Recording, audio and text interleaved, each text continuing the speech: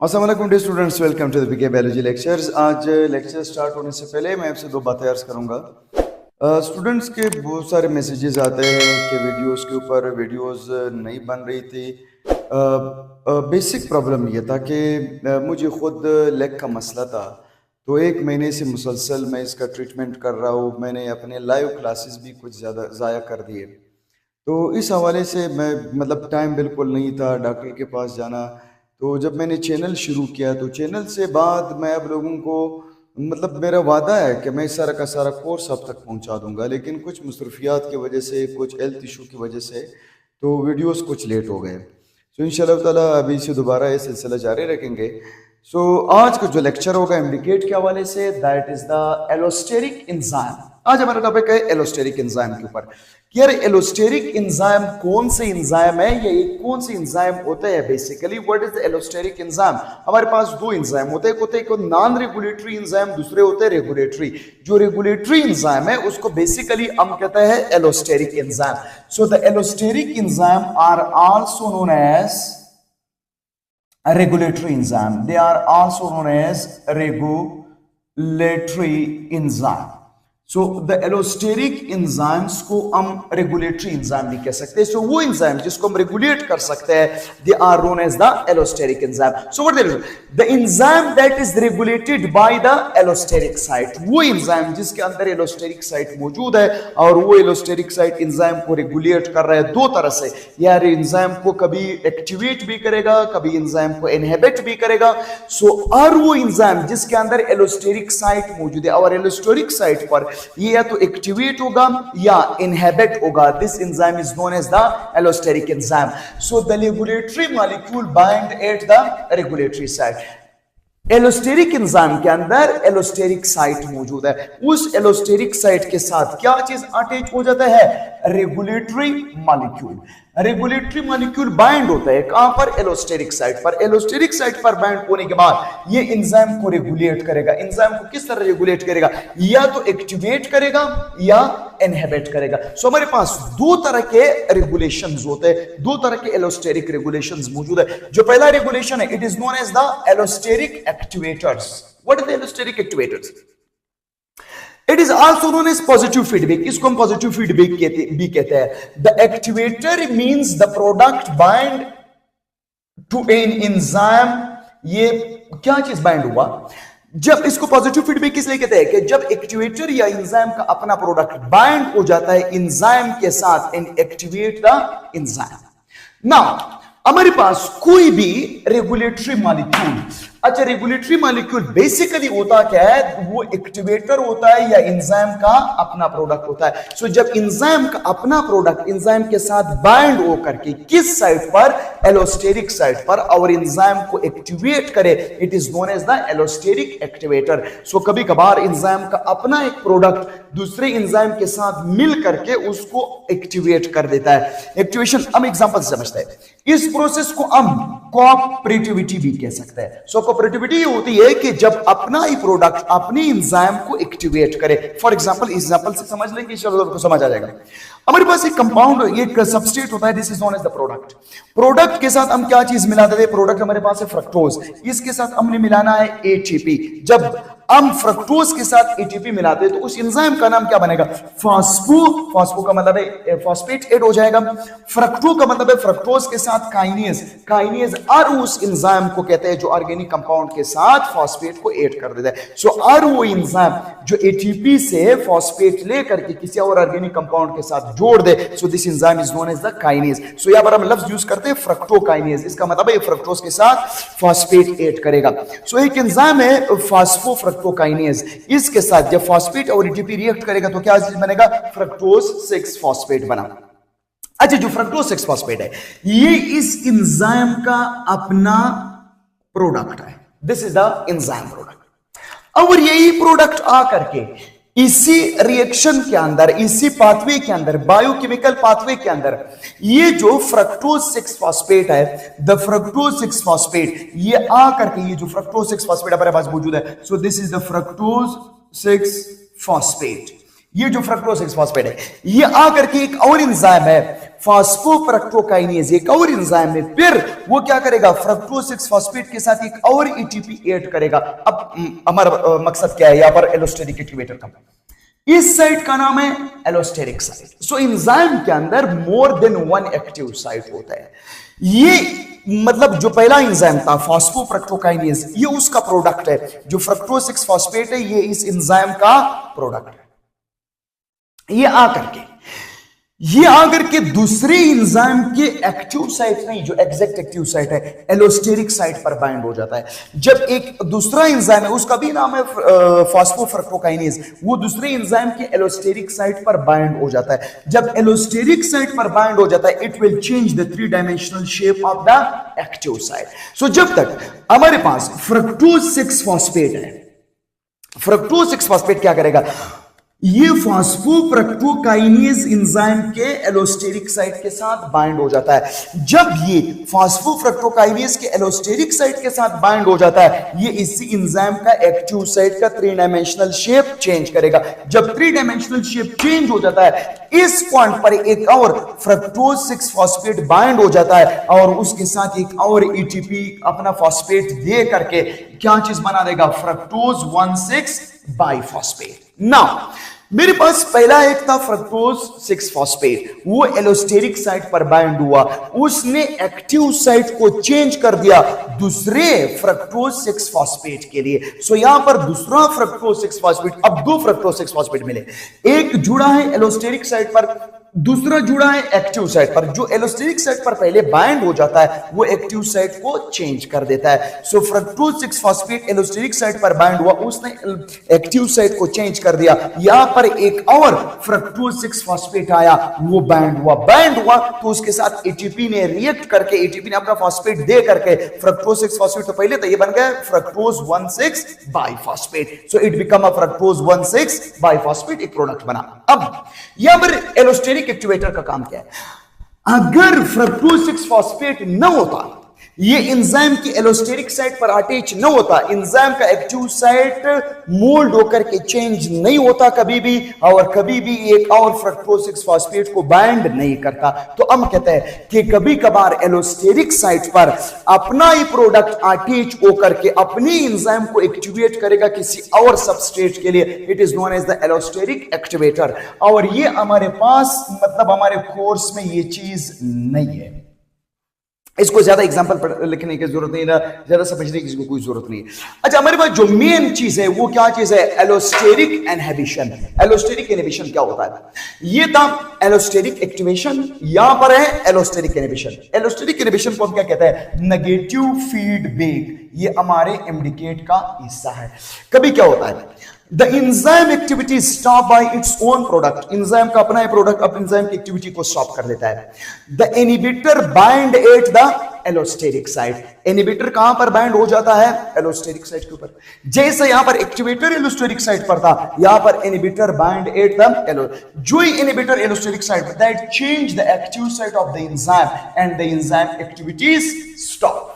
What is this, कभी enzyme का अपना प्रोडक्ट एलोस्टेरिक साइट पर अटैच हो जाता है और वो चेंज कर देता है एक्टिव साइट और एंजाइम की एक्टिविटीज स्टॉप हो जाती है। This is known as the allosteric inhibition, क्योंकि एलोस्टेरिक साइट पर कोई सबस्ट्रेट, कोई मॉलिक्यूल बाइंड हुआ, उसने एक्टिव साइट को चेंज कर दिया और एंजाइम स्टॉप। फॉर एग्जांपल हमारे पास ग्लूकोज है, ग्लूकोज के साथ जैसे ग्लाइकोलाइसिस में, ग्लाइकोलाइसिस के अंदर ये स्टेप होता है, ग्लूकोज के साथ पहले एटीपी बाइंड होता है, एटीपी अपना फॉस्फेट ग्लूकोज को दे देता है। सो इस एंजाइम का नाम है ग्लूकोकाइनेज, वही काइनेज है, फिर ये फॉस्फेट ऐड करेगा ग्लूकोज के साथ। सो ग्लूकोकाइनेज एंजाइम क्या करेगा, इस ग्लूकोज के साथ एटीपी अपना फॉस्फेट दे करके that change into the glucose 6 phosphate. Now अब हमारे पास ग्लूकोज 6 फॉस्फेट का मिकदार ज्यादा हो जाता है, ग्लूकोज 6 फॉस्फेट बढ़ गया, जरूरत से ज्यादा हुआ, अब बॉडी को ग्लाइकोलाइसिस स्टॉप करना है। ग्लाइकोलाइसिस स्टॉप करेगा तो क्या करेगा, एलोस्टेरिक इनहिबिशन करेगा एंजाइम का, क्योंकि और ग्लाइकोलाइसिस की जरूरत नहीं है और एटीपी की जरूरत नहीं है। सो जब ग्लूकोज 6 फॉस्फेट बढ़ जाता है, ये इस एंजाइम का अपना ही प्रोडक्ट है, ये आकर के एंजाइम की एक और साइट, इस साइट का नाम है allosteric site. This is called what, the allosteric site.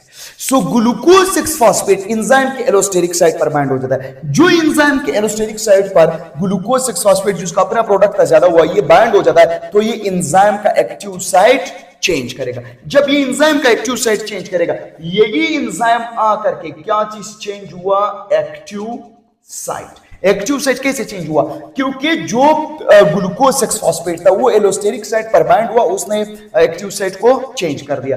अब ये वही इंजाइम है, ये वही ग्लूकोज 6 फॉस्फेट है, अब ये इंजाइम आकर के दोबारा किसी और ग्लूकोज को अपने साथ बाइंड नहीं करेगा, क्योंकि ये पाथवे स्टॉप हुआ। क्योंकि अब बॉडी को ज्यादा जरूरत नहीं है, बॉडी को और ग्लूकोज 6 फॉस्फेट की जरूरत नहीं है, बॉडी को ग्लाइकोलाइसिस प्रोसेस की जरूरत नहीं है, एनर्जी की जरूरत नहीं है। तो जब भी कोई प्रोडक्ट एंजाइम के साथ एलोस्टेरिक साइट पर अटैच हो जाए, एंजाइम को एक्टिवेट करे, it will be known as allosteric activator.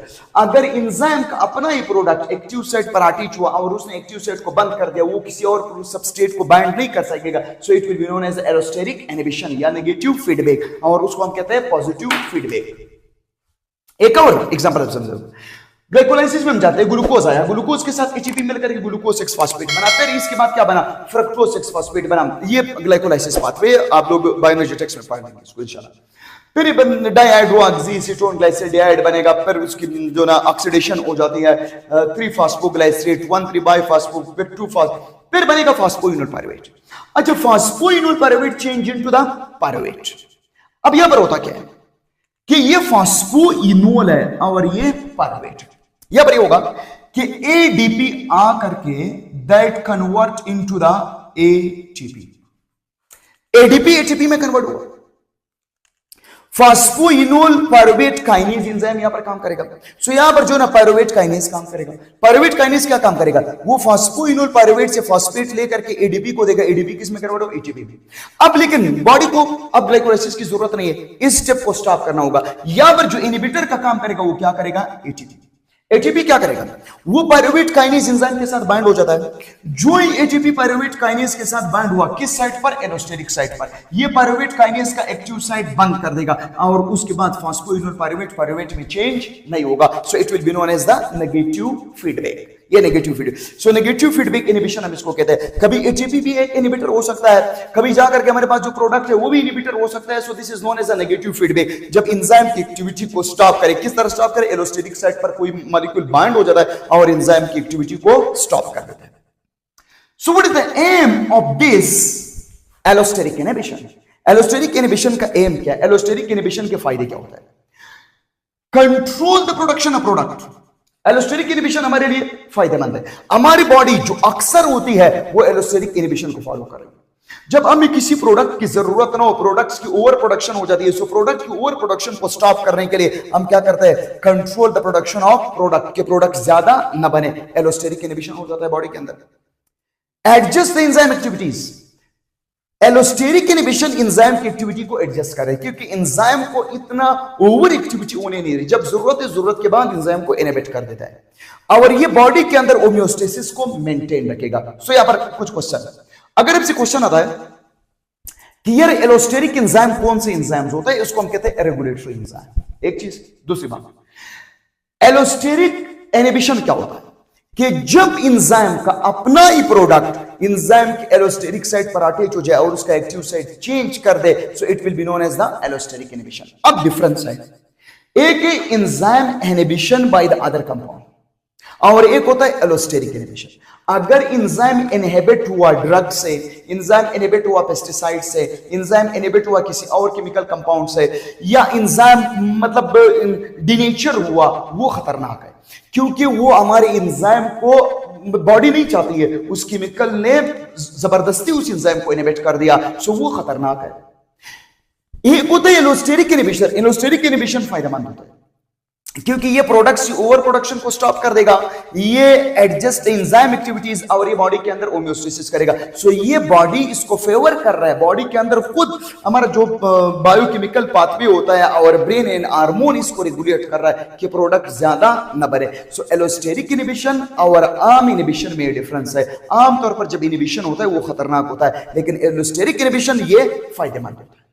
अगर ये न हो तो प्रोडक्ट इस लेवल तक बनेगा दैट विल बी फेटल। सो ये मतलब खतरनाक तक प्रोडक्ट इतना ज्यादा बढ़ जाएगा।